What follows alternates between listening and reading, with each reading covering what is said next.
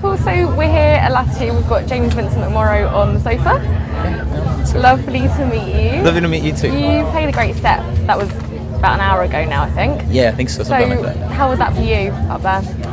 Yeah, it was great. I mean, it's pouring rain, which means that there's a lot of people in the tent, which is always a good thing.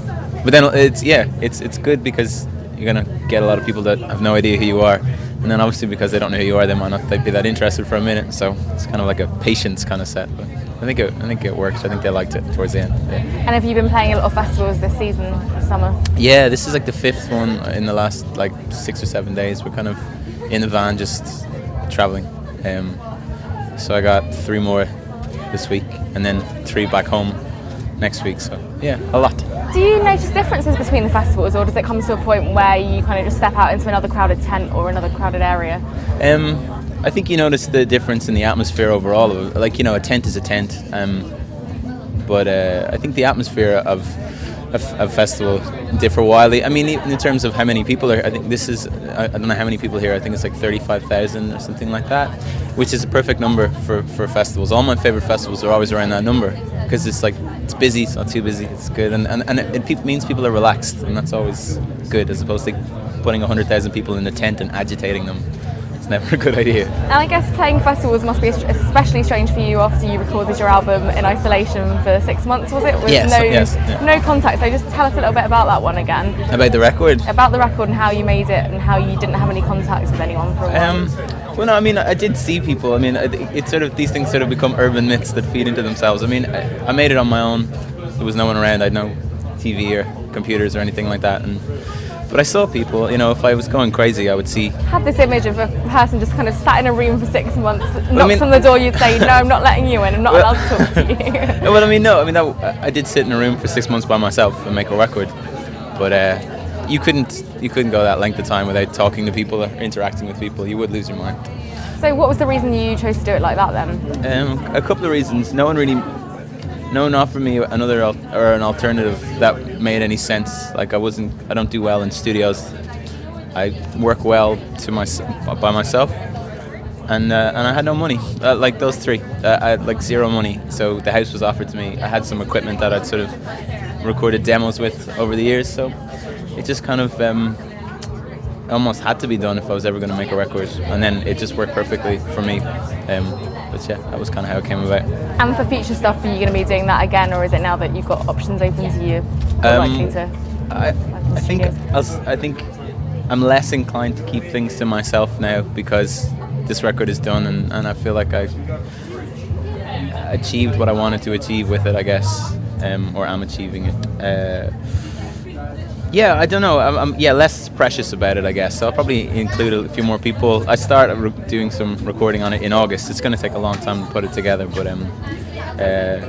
I think some people will come in and say hi. And when you were recording this album on your own, did you ever have moments where you kind of had a real breakthrough, you wanted to share it with someone? Did you actually do that, or did you keep it all to yourself? I kept it all to myself. There were moments where I felt like I had something good that I wanted to play for people, but then that was kind of quickly outweighed by my desire to just not include people, and just because if you do, that would defeat the whole purpose. If I was to play something for someone and they had an opinion on it, then that would influence how I went about the rest of it. So just keep it to yourself, keep it to myself. And moving on to a somewhat lighter note now, you covered Willow Smith's "Whip My Hair," didn't you? Oh, I did, yeah. What made you do that one? Are you a fan? Did you like that song? I have to confess, I've never actually heard the song. No,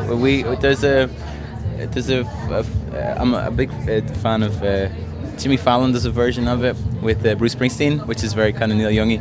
And we were sitting around my house one day and we needed to have a cover for this radio show that we were doing, and I just thought, what if we did like a Crosby, Stills, Nash and Young version of it? Like, what if you just like throw a cover of a cover? Yeah, essentially. Like if you throw like 4 voices on it and make it really lush and quiet. And I actually still to this day haven't heard the original version, but yeah, people seem to really, you know, those kind of things. It's always because it's so far away from what I do that people tend to latch on to those things. It was just this, we've only ever played it once, we'll never play it again, so it exists in that one moment. And what other music are you into? So we've worked out not necessarily Willow Smith. And not necessarily Willow. I mean, she could be great. I have no idea. Yeah. I mean, at the moment, what am I listening to? I really like that Twin Shadow record.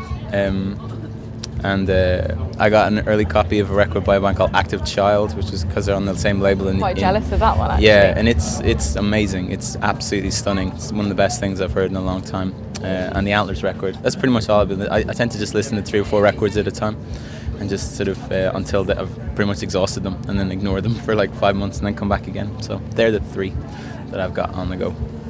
And inevitable Bon Iver comparisons, that keeps happening, I guess, for you. Sure, but, I mean, we won't say how relevant or irrelevant you think that is, but how does it make you feel that he's kind of blown up beyond all recognition, just absolutely huge now, featuring on Kanye West songs? How does it make me feel?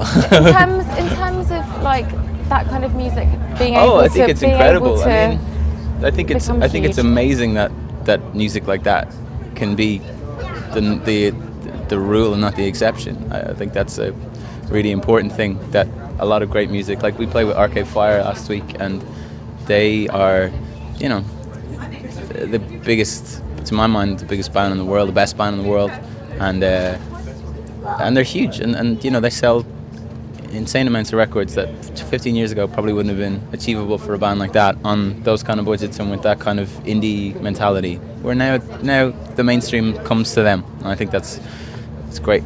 Skipping back, 5 years in time, you can't really imagine that trajectory having happened for them, no, really, can you? I couldn't even make a record 5-10 years ago because I couldn't have afforded it. I needed a studio. It's great. It's a great world we're living in musically. Okay, cool. That's great.